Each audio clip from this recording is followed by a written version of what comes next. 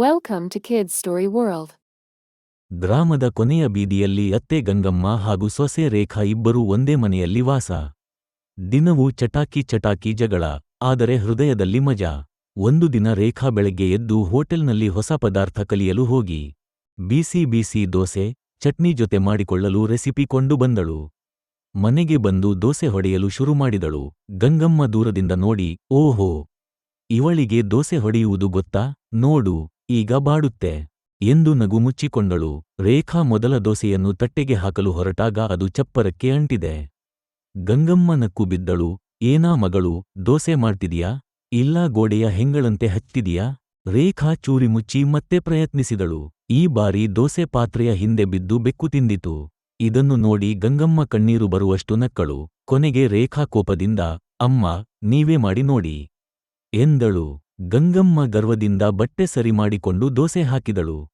ಆದರೆ ಅವಳ ದೋಸೆ ಕೂಡ ತಟ್ಟೆಗೆ ಬಾರದಂತೆ ಗುಂಡಿ ಹರಡಿತು.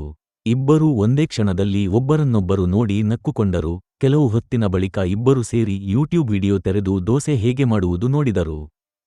ಕಿಚನ್ ಮುದ್ದಾಗಿ ನಗೆಯಿಂದ ತುಂಬಿತು. ಎರಡೂ ಹಿಡಿದ ದೋಸೆ ಕೊನೆಗೆ ಬೆಸದಂತೆ ಸದ್ದು ಮಾಡುತ್ತಾ ತಯಾರಾಯಿತು. ಅತ್ತೆ ಸೊಸೆ ಸ್ನೇಹದಿಂದ ನಗುತ್ತಿದ್ದರು. ತಪ್ಪಿನಿಂದ ಕಲಿಕೆಯಿಂದ ಸ್ನೇಹ, ಪ್ರೀತಿ ಮತ್ತು ಸಹನೆಯೇ ಮನೆಯ ಶಕ್ತಿ.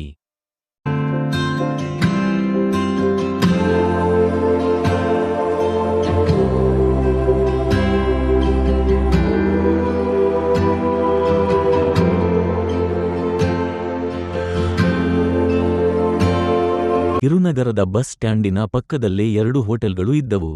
ಒಂದು, ಅತ್ತೆ ರುಚಿ ಭವನ್.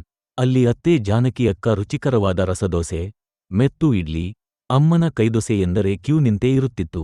ಅದರ ಬದಿಯಲ್ಲಿ ಇತ್ತೀಚೆಗಷ್ಟೇ ತೆರೆದ ಸೊಸೆ ಚಾಟ್ ಪ್ಯಾಲೇಸ್, ಎಲ್ಲಿ ಸೊಸೆ ಜಯ ಆಧುನಿಕ ಚಾಟ್, ಪುಲಾವ್, ಮಿಲ್ಕ್ಷೇಕ್ ಎಲ್ಲವೂ ಫ್ಯಾಷನ್ ಸ್ಟೈಲಿನಲ್ಲಿ ಸರ್ವ್ ಮಾಡುತ್ತಿದ್ದರು.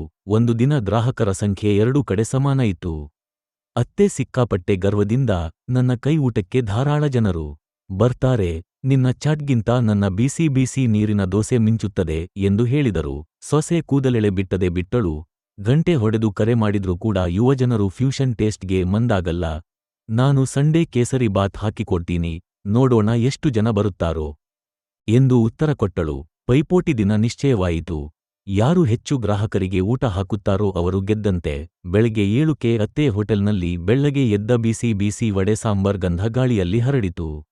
ಜನರು ಇವು ಹಾಕಿ ನಿಂತರು. ಅದೇ ಸಮಯದಲ್ಲಿ ಸೊಸೆ ತನ್ನ ಹೋಟೆಲ್ ಮುಂದೆ ಬಣ್ಣದ ಬಲೂನು, ಲೈಟ್, ಸೆಲ್ಫಿ ಪಾಯಿಂಟ್ ಹಾಕಿ ಫೋಟೋ ತೆಗೆಸಿಕೊಳ್ಳುವಂತೆ ಮಾಡಿದರು. ಯುವಕರು ಅಲ್ಲೇ ಸೇರುತ್ತಾ ಒಂದೊಂದು ಚಾಟ್ ತಿನ್ನುತ್ತಾ ಸೆಲ್ಫಿಗಳು, ರೀಲ್ಸ್ ಮಾಡುತ್ತಾ ವೈರಲ್ ಮಾಡಿದರು. ಮಧ್ಯಾಹ್ನಕ್ಕೆ ಇವರಿಬ್ಬರಿಗೂ ಜತ್ತು ಗ್ರಾಹಕರು. ಅತ್ತೆ ಜೋರಾಗಿ ದೋಸೆ ಹಾಕುತ್ತಿದ್ದರು. ಬೆನ್ನು ನೋವಿನಿಂದ ಅಯ್ಯೋ ಎಂದು ಕುಳಿತಳು. ಸೊಸೆ ಚಾಟ್ ಮಿಕ್ಸರ್ ಧಮ್ಮನೆ ಹೊಗೆ ಬಿಟ್ಟಿತು.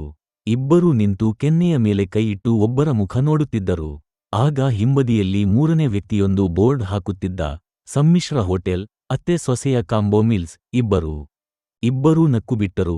ಹೌದು, ಪೈಪೋಟಿಗಿಂತ ಒಟ್ಟಿಗೆ ಕೆಲಸ ಮಾಡಿದ್ರೆ ಗ್ರಾಹಕರು ಹೆಚ್ಚುತ್ತಾರೆ, ನಮಗೂ ಮಜಾ ಎಂದರು.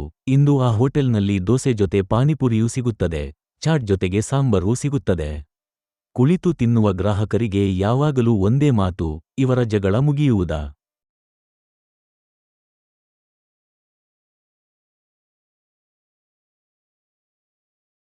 ಒಂದು ದಿನ ಅತ್ತೆ ಸೊಸೆ ಮನೆಯ ವಾದವನ್ನು ಬಿಟ್ಟು ಹೊಸ ಹೋಟೆಲ್ಗೆ ಹೋಗಿ ಊಟ ಮಾಡೋಣ ಎಂದು ನಿರ್ಧರಿಸಿದರು. ಮನೆಯಲ್ಲೇ ಯಾವ ತಿಂಡಿ ರುಚಿಯದು, ಯಾರ ಕೈ ರುಚಿ ಹೆಚ್ಚು ಎನ್ನುವ ವಿಷಯಕ್ಕೆ ದಿನವೂ ಚಿಕ್ಕ ಜಗಳಗಳು. ಹೀಗಾಗಿ ಇಬ್ಬರೂ ಶಾಂತಿಗಾಗಿ ಒಟ್ಟಿಗೆ ಹೊರಟರು. ಹೋಟೆಲ್ಗೆ ಹೋದ ಮೇಲೆ ಅತ್ತೆ ಮೆನು ಹಿಡಿದುಕೊಂಡು, ಇಷ್ಟು ಬೆಲೆ, ನಮ್ಮ ಮನೆಯಲ್ಲೇ ಅರ್ಧಕ್ಕೆ ಮಾಡ್ತೀನಿ ಎಂದಳು.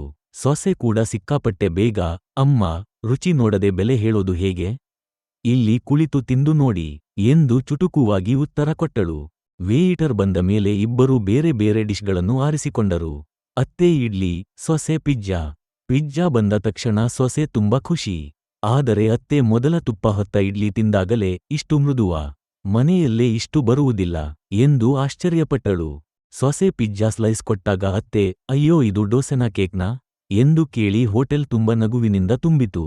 ತಿಂಡಿ ಮುಗಿಸಿ ಇಬ್ಬರೂ ಕೈ ಹಿಡಿದು ಮನೆಗೆ ಹೋದರು. ಮನೆ ಬಾಗಿಲಲ್ಲೇ ಅತ್ತೆ ನುಡಿದಳು, ಸೊಸೆಯೇ, ಊಟದ ರುಚಿ ಮನೆಯಲ್ಲಿರಲಿ, ಹೃದಯದ ರುಚಿ ಒಬ್ಬರಲ್ಲೊಬ್ಬರಲ್ಲಿ ಇರಬೇಕು. ಸೊಸೆ ಕೂಡ ನಗೆ ಬೀರುತ್ತಾ ಹೇಳಿದಳು, ಹಾಗಾದ್ರೆ ನಾವಿಬ್ಬರು ಸೇರಿ ಪಿಜ್ಜಾ ಮಾಡೋಣ ಅಮ್ಮ. ನೀತಿ: ಜಗಳ ಆಹಾರವಂತೆ, ಸುಟ್ಟರೆ ಕಹಿ, ಆದರೆ ಒಟ್ಟಿಗೆ ಹಂಚಿಕೊಂಡರೆ ರುಚಿ.